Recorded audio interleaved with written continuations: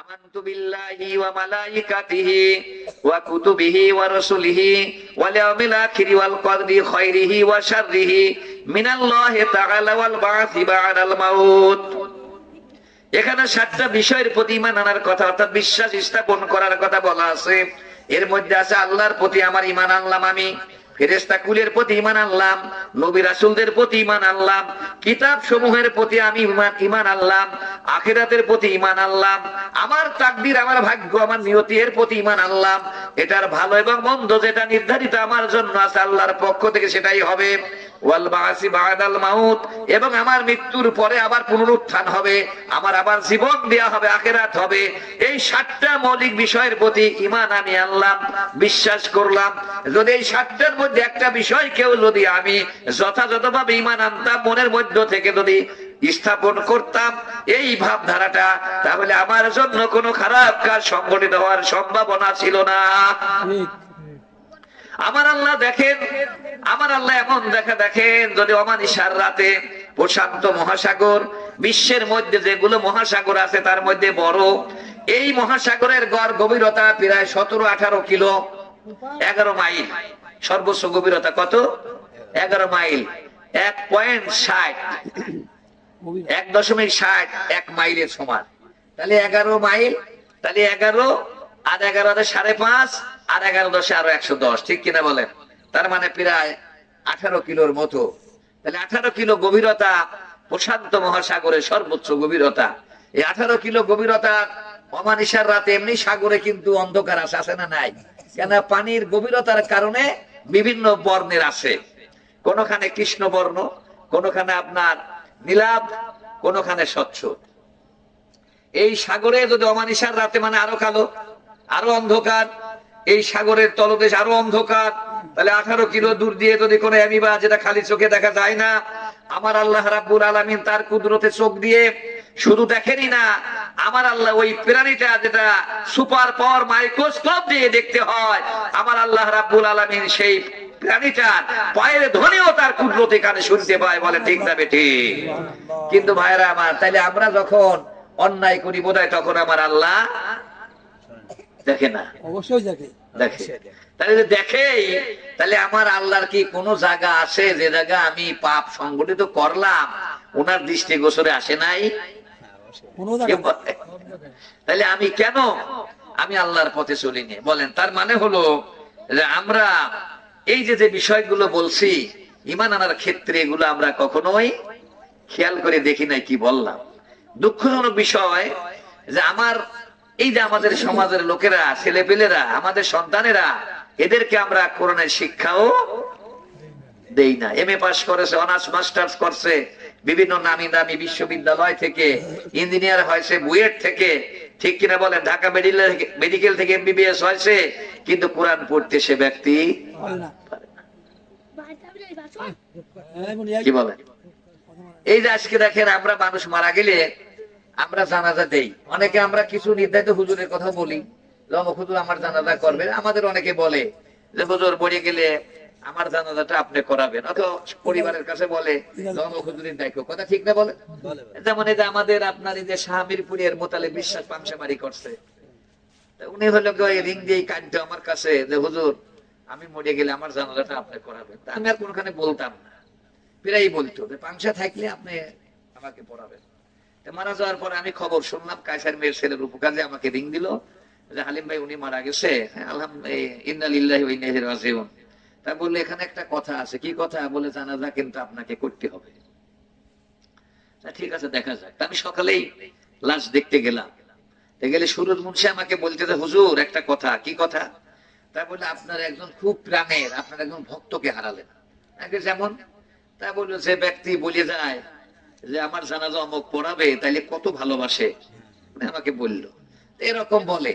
আবার আমার বাড়ির পাশে একদিন এক জানাজা, বৃষ্টি হচ্ছে, আমাদের মরহুম পীর সাহেব ডুবরার আবু নাসির সাহেব, ওনার মানে ছাতি ধরে আমার পাড়ার একটা লাশ জানাজা করানো হলো। তাহলে এখন ওই ব্যক্তি নামাজ পড়তো না, তাহলে বলেন তাহলে আল্লাহর ওলি বা বড় পীর মাশায়েখ দিয়ে জানাজা করলে লাভ হবে?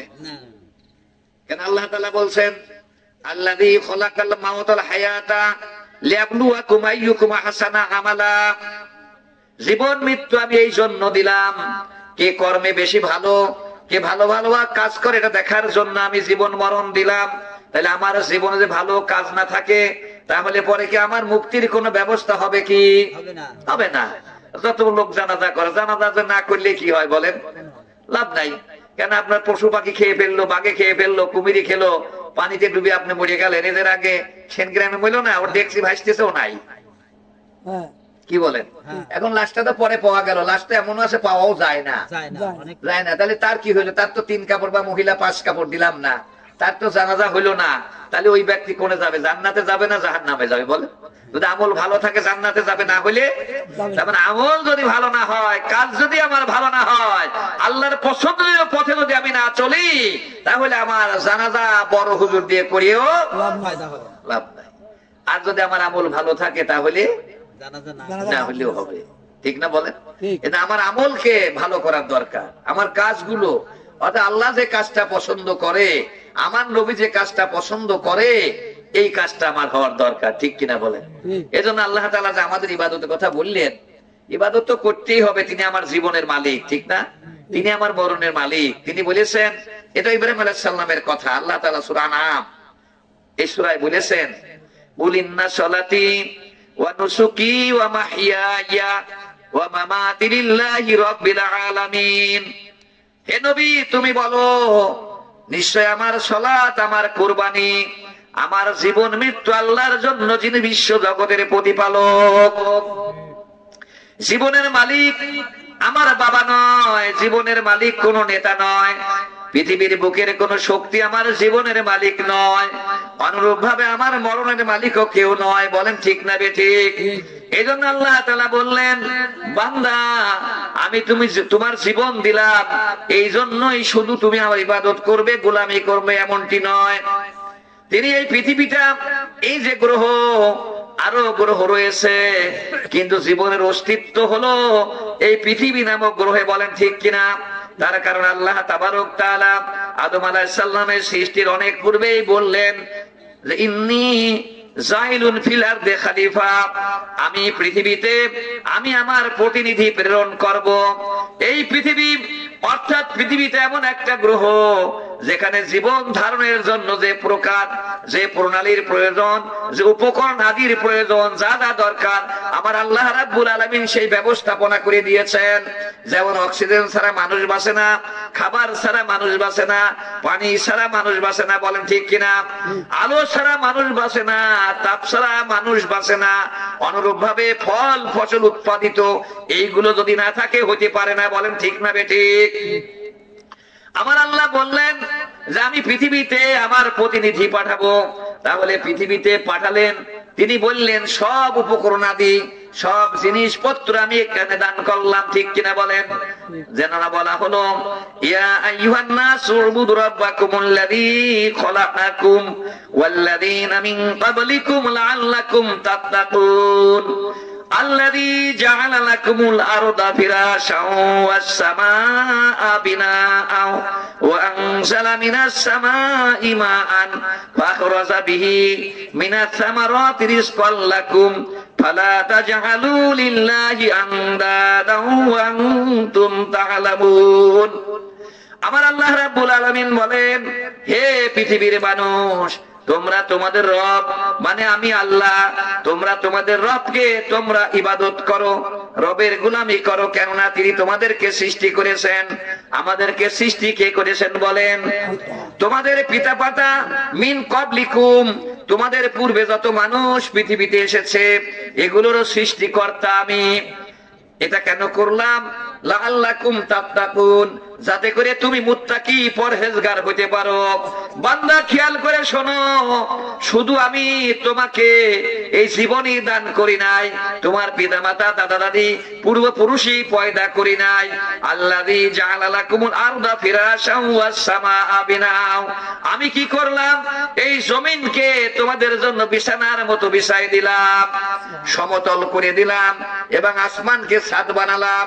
ওয়াস সামাআ বিনাআ, আসমানকে ছাদ বানালাম, এবং ওই আসমান থেকে আমি বৃষ্টি বর্ষণ করাই, যদ্বারা তোমরা ফল ফসল উৎপন্ন করে খাও। তাহলে এই ফল ফসল বৃষ্টি কে দেয়? বলেন, বৃষ্টি না হলে কি ফসল হবে? হবে না, প্রশ্নই ওঠে না। তাহলে বৃষ্টির মালিক কে? তাহলে খাওয়ানোর ব্যবস্থা আমার করে দিল, তাহলে ইবাদত পাওয়া লাগবে না? লাগবে। তার তাহলে তার আমি নিয়ামত খাচ্ছি, তার ফসল ফল তিনি আমার জন্য এগুলো নির্ধারণ করে দিল, সেইগুলো আমরা তো খাই, ইবাদত করলাম না। কিন্তু কিভাবে এগুলো হয় আমরা কি চিন্তা করে দেখি? এখন আল্লাহ তাআলা বলতেছে, বান্দা যদি চিন্তা না করো, এত কিছু আমি তোমার দিলাম, তাই না?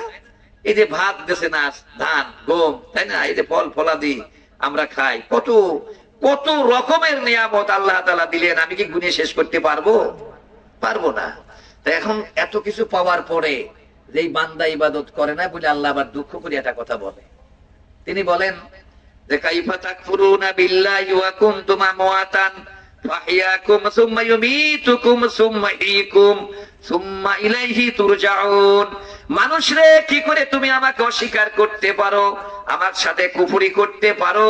তুমি তো ছিলে মৃত, আমি আল্লাহ রাব্বুল আলামিন তোমার জীবন দান করলাম, আবারও মরণ দেব, সুম্মা ইলাইহি আবার জীবন দেব, সুম্মা ইলাইহি তুরজাউন, আবার আমার কাছে তোমাকে ফিরে আসতে হবে। যাবে না? বলেন। এজন্য কবি বলছে, কাগজ কাটুঙ্গি ঘুড়ি বানায়ঙ্গি উড়ায়ঙ্গি আকাশ মে, इधर में जा उधर में जा রশি মেরি হাত মে। বলেন ঠিক না বেঠিক? বালকেরা, ছোট ছোট বালকেরা,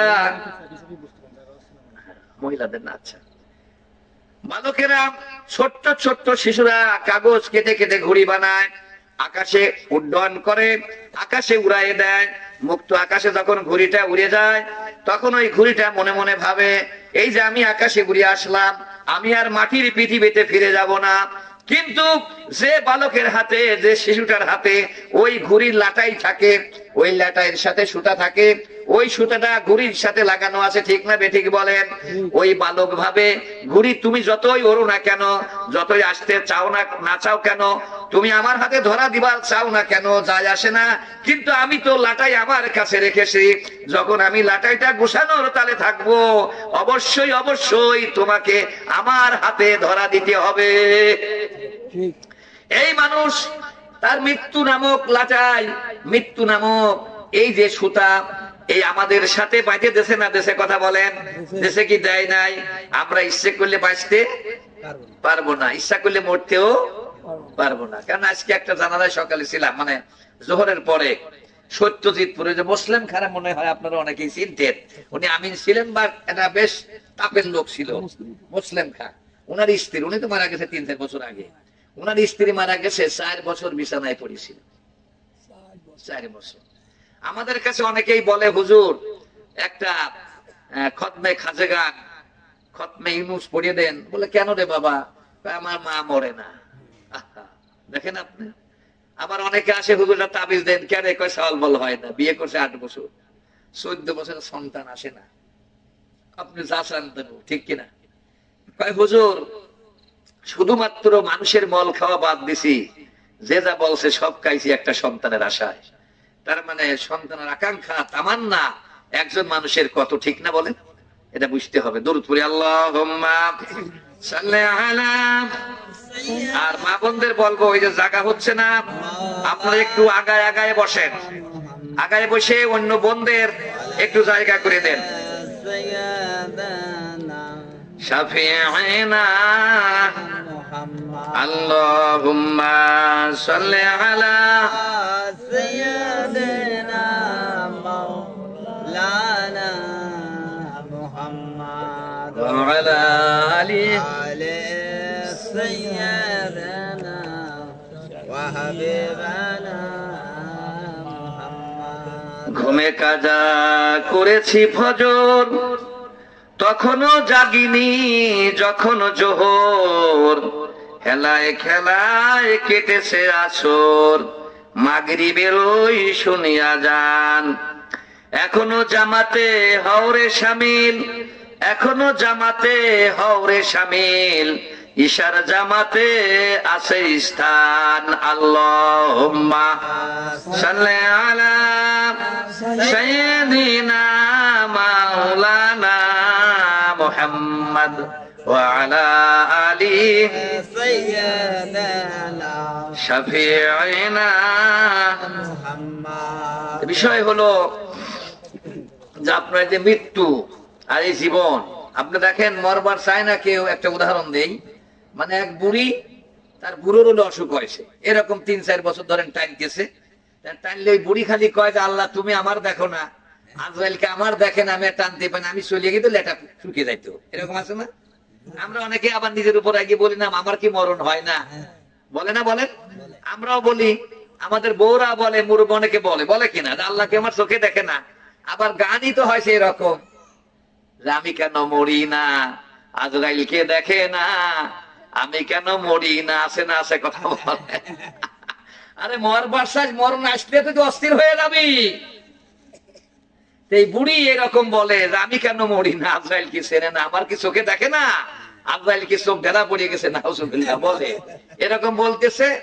এখন বলার পরে ওই বুড়ো তো বারান্দায় থাকে, মানে অসুখ হয়েছে বারান্দায় রাখে, আর ওই বুড়ি রাতের বেলা ওই বুড়ো ঘুমাইলে টুমাইলে ঘরের ভিতরে যা শোয়। এখন ওই বুড়ি জানেছে, শোনেছে যে যখন আজরাইল তার বাহিনী পাঠায় বা নিয়ে আসে, তখন বিভিন্ন আলামত ভাঙচুরির মতো ভাব ভঙ্গি আছে, এরকম শুনেছে। এখন ওই রাতের বেলা গোয়াল ঘর থেকে গরুর বাছুর বাঁধা ছিঁড়ে ছুটে গেছে। ছুটার পরে বুড়ি যে ঘরে শোইছে, ওই ঘরে মাছার নিচে ছিল আপনার ওই কিছু ভুসি মালের জন্য একটা ওই মানে কলস টলস এরকম একটা পাত্র। এখন ওই বাছুর এসে খাবার যায় মুখ ঢুকে গেছে, ওই মাথার মধ্যে ঢুকে গেছে, আর বাড়াচ্ছে না। তখন ওই বাছুর খালি ঘরের মধ্যে ছুটাছুটি করতেছে। তা বুড়ি মনে করতে কাম সারছে, আমি রোজ কই আজরাইল আমার দেখে না, তা আজরাইল তো চলে আইছে। এই জন্য বুড়ি বলতেছে আজরাইল আমার অসুখ হয় নাই, আমি নিরোগ একজন মানুষ, তুমি ভুল করে আমার কাছে চলে আসতেছো। ওই বারান্দায় দেখো বুড়ো শুয়ে আছে, ওই বুড়ো হলো অসুস্থ, ওই বুড়ো অনেকদিন পরে আছে, তুমি তার জানটা কবজ করে নিয়ে যাও। মরবার চায় কেউ বলে? মরবার চায় না। বুড়ি কিন্তু রোজই কয়। মৃত্যু কঠিন ব্যাপার। এই জন্য আবার দেখেন যে আমাদের যেমন সন্তান মানুষ চায় যে আমার সন্তান হোক, আবার অনুরূপ ভাবে যখন বাবা মা বা কোনো আত্মীয় যখন বিছানায় পড়ে থাকে, মৃত্যুর যন্ত্রণায় কাতরায়, আপনার শুয়ে থাকতে থাকতে দেহে ঘা হয়ে যায়, কষ্ট হয়, শ্বাস প্রশ্বাসে কষ্ট হয়, তখন তারা মনে করে বিছানা মরিয়ে গেলেই, আমরা বললো যে উনি চলে গেলেও তো বাঁচা যেত, ঠিক না বলেন? তাহলে পরে দেখেন মানুষ মরার জন্য আবার মানুষ আত্মীয় আপনার খারাপ হয়ে যায়, নিজের প্রাণের সন্তান আমার মা বাবাটা মরে যায়, তাহলে কেমন ব্যাপার না বলেন? এই জন্য আল্লাহ তাআলা দুঃখ করে বলতেছে মানুষ তুই তো মৃত ছিলি, তোর অস্তিত্ব ছিল না, ছিল বলেন? যদি আমরা মনে করি এরকম ধরি যে যদি খাদ্য থেকে যদি রক্ত হয়, রক্ত থেকে যদি বীর্য হয় শুক্র, সেখান থেকে যদি সন্তান হয়, তাহলে আমরা আমার বিগত ইসে ফিরে যাই। আমার বাবার শুক্র সৃষ্টির আগে আমার বাবা সে খাদ্য খাইলো, রক্ত হলো, শুক্র হলো, তাহলে রক্ত তৈরি হলো যে খাদ্য, তাহলে ওই খাদ্যর তো অস্তিত্ব ছিল না, তার মানে হলো আমার জীবনের অস্তিত্ব কখনোই। এরপরে আসেন যে আপনার মানুষ সৃষ্টির ব্যাপারে একবারে স্বামী স্ত্রী একবার সঙ্গমের ফলে যে বীর্যপাত হয় 2.5 থেকে 3.5 সিসি, এখানে 3.5 কোটি সন্তান হওয়ার মতো শুক্রকীট থাকে। জোরে জোরে বলি সুবহানাল্লাহ। 3.5 কোটি সন্তান হইতে পারে, কিন্তু মানুষ যখন শুক্রপাত হয় পুরুষের, তখন ওই শুক্রগুলো মেয়েরা একটা ডিম পারে মাসে, তারপর ওই ডিমের পারা যেদিন পারে, আর হইলে আপনার ওই যে আপনার ওই জরায়ুর দিকে ওই শুক্র দ্রুত গতিতে ছুটতে থাকে, কে কার আগে চলে যাবে মাতৃগর্ভে। এবং মহিলার ডিম্ববাহী নল দিয়ে যখন ওই ডিম আসে, তখন আপনার ওই মাতৃগর্ভে ওই শুক্র যাওয়ার কারণে আপনার একজন মেয়ে গর্ভবতী হয়। চিন্তা করেছেন? তাহলে কত শুক্রকীট লড়াই করে একটা শুক্রকীট গেলে একটা সন্তান দুটো যমজ হয়, তাহলে ওই শুক্রকীট গুলোর মধ্যে প্রতিযোগিতা হয়, তাহলে কত শুক্রকীটের মধ্যে আল্লাহ তাবারক তাআলা বাছাই করে যাচাই করে এই পৃথিবীর বুকে আমার জীবন দিয়েছে। জোরে জোরে বলেন সুবহানাল্লাহ। কিন্তু সেই আল্লাহকে আমরা চিনতেছি না, কি বলেন ঠিক কিনা? সেই আল্লাহকে আমরা চিনতেছি না। এই জন্য আপনার আল্লাহ তাআলা এই কথা বললো যে তুমি মৃত ছিলে, তা জীবনটা দিল আল্লাহ, তাহলে সেই জীবনটা যদি আল্লাহ দিয়ে থাকে, তাহলে ইবাদত পাওয়ার উপযোগী আল্লাহ আছে না নাই? আল্লাহ কি 5 ওয়াক্তে এই সিজদা পাওয়ার অধিকার তার আছে না নাই? আল্লাহ তাবারক তাআলার কোরআন হাদিস শোনার এগুলো আল্লাহর অধিকার আছে না নাই? এটা আছে। কারণ আমি আপনি যদি আল্লাহর ইবাদত না করি পৃথিবীতে বিশৃঙ্খলা হবে। কি হবে বলেন? বিশৃঙ্খলা হবে। যেমন আজকে পৃথিবীতে অশান্তি, এই যে বাংলাদেশে অশান্তি, বাংলাদেশের সাবেক প্রধানমন্ত্রী পালায়ে যাওয়া লাগলো, নেতারা পালা গেল। কেন গেল? তার কারণ সঠিক কাজ না করার কারণে, আল্লাহর বিধান না মানার কারণে তারা জুলুম করেছে, বলেন ঠিক কিনা? এই জন্য তাদেরকে পালিয়ে যেতে হয়েছে। আল্লাহর বান্দা হিসাবে যদি আমরা সবাই আল্লাহর প্রতি অনুগত থাকতাম তাহলে কারোরই পালায় যাওয়ার দরকার হইতো না। এটা মানেন কি মানেন না আপনারা? এটাই বাস্তবতা। কারণ আল্লাহ তাআলা বলেছেন যে আপনার সূরা বাকারার প্রথম দিকেই বলছে কিন্তু যালিকাল কিতাবু লা রাইবা ফি হুদাল লিল মুত্তাকিন আল্লাযিনা ইউমিনুনা বিল গায়ব ওয়া ইয়াকিমুনাস সালাতা মিম্মা রাযাকনাহুম ইনফিকুন ওয়াল্লাযিনা ইউমিনুনা বিমা উনজিলা ইলাইকা ওয়া মা উনজিলা মিন ক্বাবলিক ওয়া বিল আখিরাতি হুম ইউকিনুন।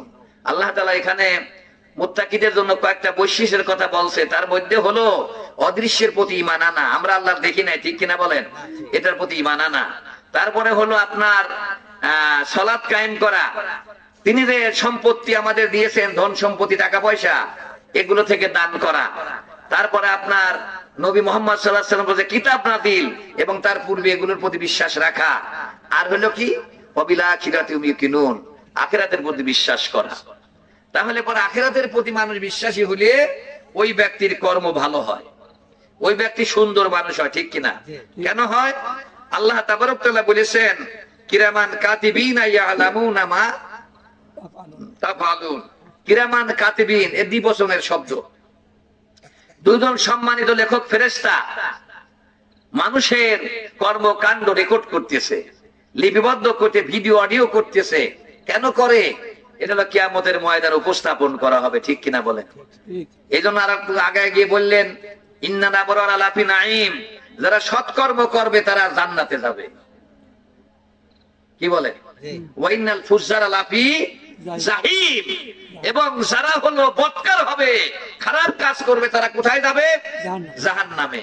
তাহলে আখিরাতে যদি আপনি এই কথাটা মানেন তাহলে পরে আপনার কর্মকাণ্ড সৎ ভালো হওয়ার দরকার আছে কিনা এই কথা বলেন।